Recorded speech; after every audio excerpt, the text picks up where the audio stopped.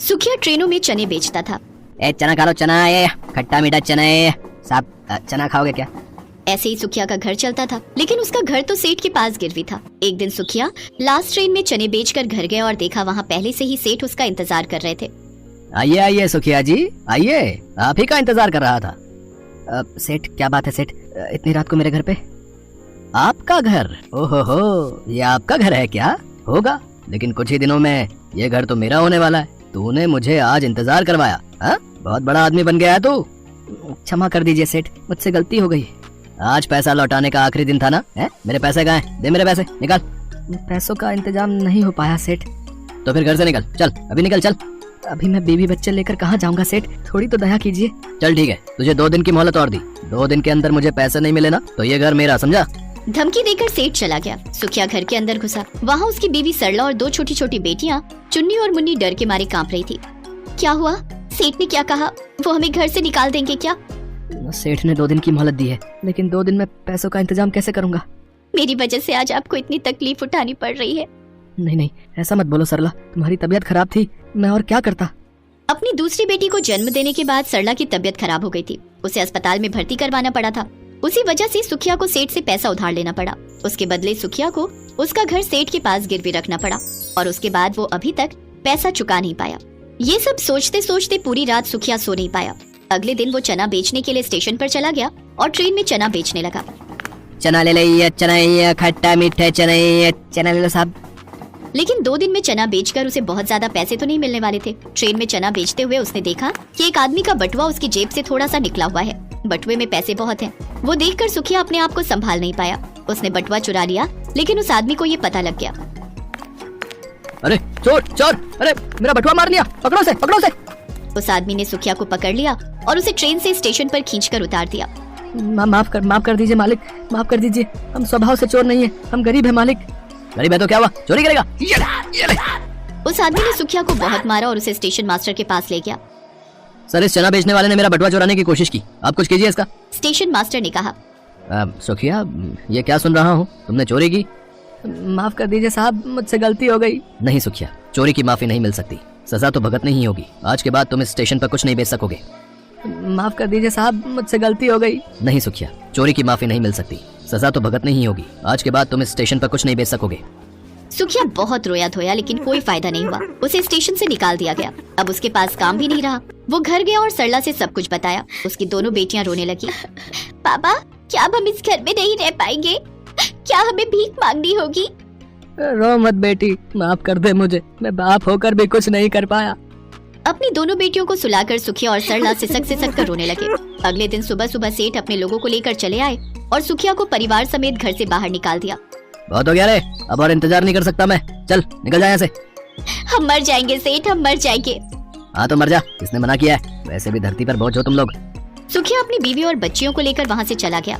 बाबा, अब हम कहाँ रहेंगे? चल बेटी, देखते हैं।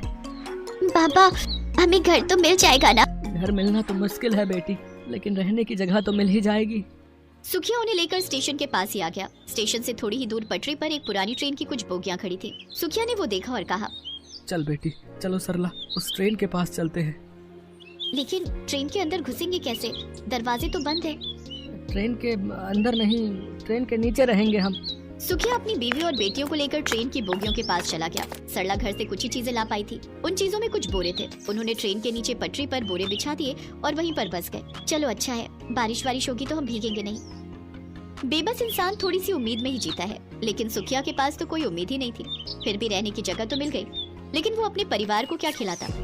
ट्रेन के नीचे पटरी पर जगह तो मिल गई, लेकिन मैं स्टेशन पर और चने नहीं बेच सकता।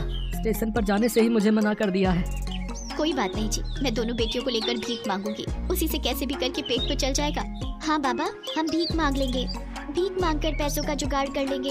सरला अपनी दोनों बेटियों को लेकर सच में स्टेशन पर भीख मांगने लगी और सुखिया इधर उधर कुछ काम पाने की कोशिश करने लगा।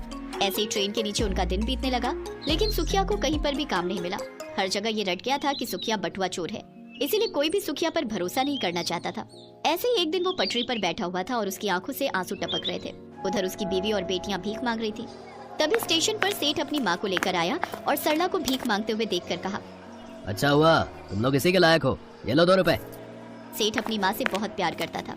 सेठ की माँ बीमार थी, इसीलिए सेठ उन्हें लेकर शहर के अस्पताल में जा रहे थे, इसीलिए वो स्टेशन पर आए थे। लेकिन अचानक से उनकी माँ का पैर फिसल गया और वो पटरी पर गिर पड़ी और उसी पटरी पर एक ट्रेन आ रही थी। माँ, अरे क्या हुआ आपको माँ? सेठ भी खुद पटरी पर उतरने से डर रहे थे। ट्रेन बहुत पास आ गई थी, सभी ने आंख बंद कर ली। लेकिन तभी सुखिया दौड़ते हुए आया और सेठ की माँ को पकड़कर प्लेटफॉर्म पर उठा दिया। लेकिन खुद पटरी से हटने से पहले ट्रेन ने उसे धक्का मार दिया। सुखिया का नसीब अच्छा था कि उसका सिर्फ दाहिना पैर ही टूटा, वो जान से नहीं मरा। और ये देखकर सेठ की आंखों में आंसू आ गए।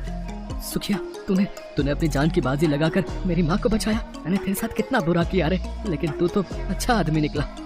उन्होंने अपने पैसों से सुखिया का ट्रीटमेंट करवाया और उसे घर भी वापस दे दिया। साथ में उसे जमीन जायदाद और अपनी कंपनी में काम भी दे दिया।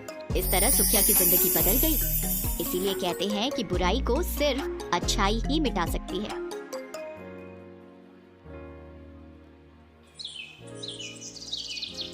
भीखू और उसकी पत्नी ममता का एक छोटा बेटा था। भीखू और ममता सड़कों पर सामान बेचकर गुजारा करते थे और वहीं फुटपाथ पर एक छोटी सी झुग्गी में रहकर गुजारा कर रहे थे। ममता दोबारा गर्भवती थी, इसलिए वो झुग्गी के आसपास ही रुकने वाले वाहन के लोगों को सामान बेचती थी। एक दिन ममता पुल वाली लाल बत्ती काफी देर तक रहती है, इस वजह से वहाँ भीड़ भी काफी रहती है। मैं सोच रहा हूँ आज थोड़ी देर वहीं सामान बेचकर आ जाता हूँ। इतनी भीड़ में ध्यान से जाना, लाल बत्ती खत्म होते ही गाड़ियाँ रफ्तार से दौड़ती हैं। भीखू पुल के नीचे सामान बेचने चला जाता है। ले लीजिए भैया, ये खिलौना आपके बच्चे के लिए। ये गुब्बारा ले लो भैया। हाँ हेलो, ये गुड़िया कितने की दी? 20 रुपए की है साहब। 20 रुपए? 10 रुपए की लगा ले, दे रहा है तो। इतनी देर में लाल बत्ती का सिग्नल खत्म हो जाता है। ले लो साहब, आप 10 रुपए ही दे दो। भीखू 10 रुपए लेकर जैसे ही गाड़ी वाले को गुड़िया पकड़ाकर पलटता है, एक गाड़ी उसे धक्का मार देती है। जैसे ही भीखू नीचे गिरता है, एक और गाड़ी उसे कुचल देती है। भीखू वहीं मर जाता है। भीखू के साथ एक और व्यक्ति जो सामान बेचता था, वो ये दुर्घटना देख लेता है और ममता को बताता है। नहीं, ये नहीं हो सकता। मैं किसके सहारे जीऊंगी? आप मुझे क्यों छोड़ गए सूरज के बापू? बापू आप कहाँ चले गए? बोलो बापू। ममता सूरज के हाथ से भीखू का अंतिम संस्कार करती है। भीखू के देहांत के बाद ममता बिल्कुल अकेली हो गई थी। एक दिन ममता बेटे सूरज और गोद की बच्ची को लेकर दिन भर सड़कों पर गुब्बारे बेचती थी।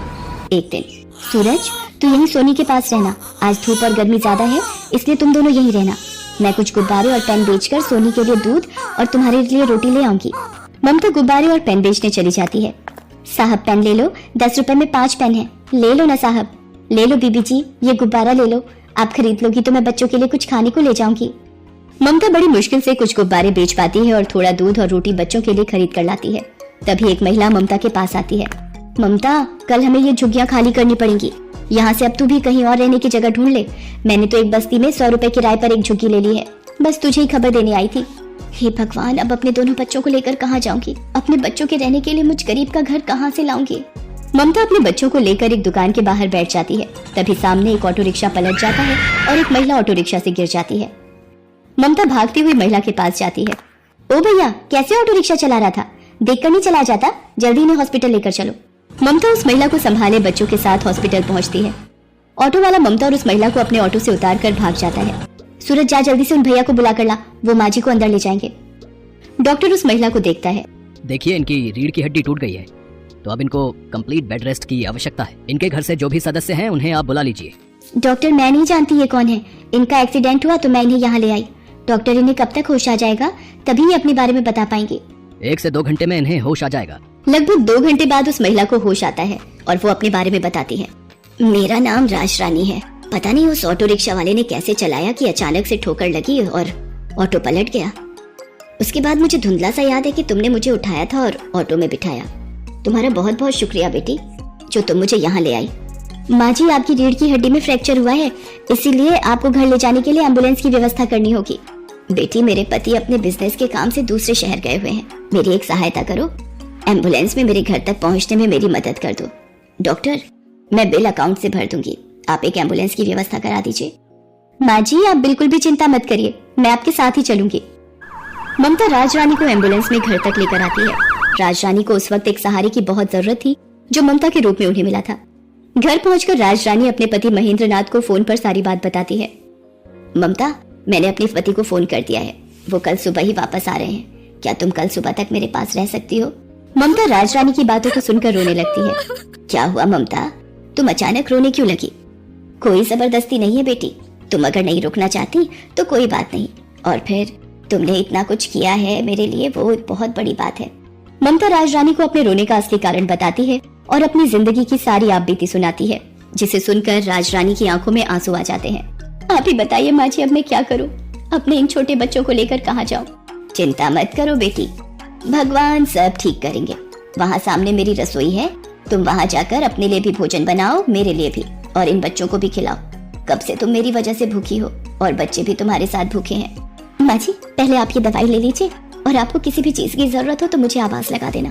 ममता राजरानी और सूरज को खाना देती है और सोनी के लिए थोड़ा दूध भी गर्म करती है। अगले दिन जब महेंद्रनाथ वापस आता है तो उसे सारी बात पता चलती है। वो भी ममता का धन्यवाद करते हैं।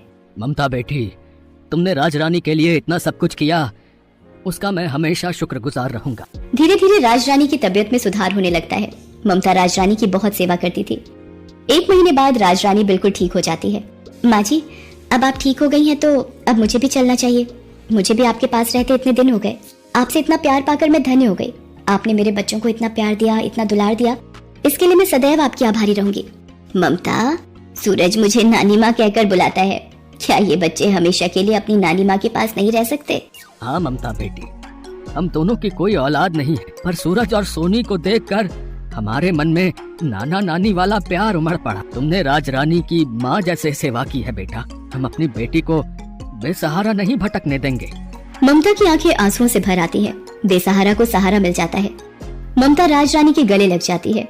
उस दिन के बाद से ममता महेंद्रनाथ के कारोबार में उसका हाथ बटाने लगी और उसने दोनों बच्चों को पढ़ा लिखा कर बच्चों के सपने पूरे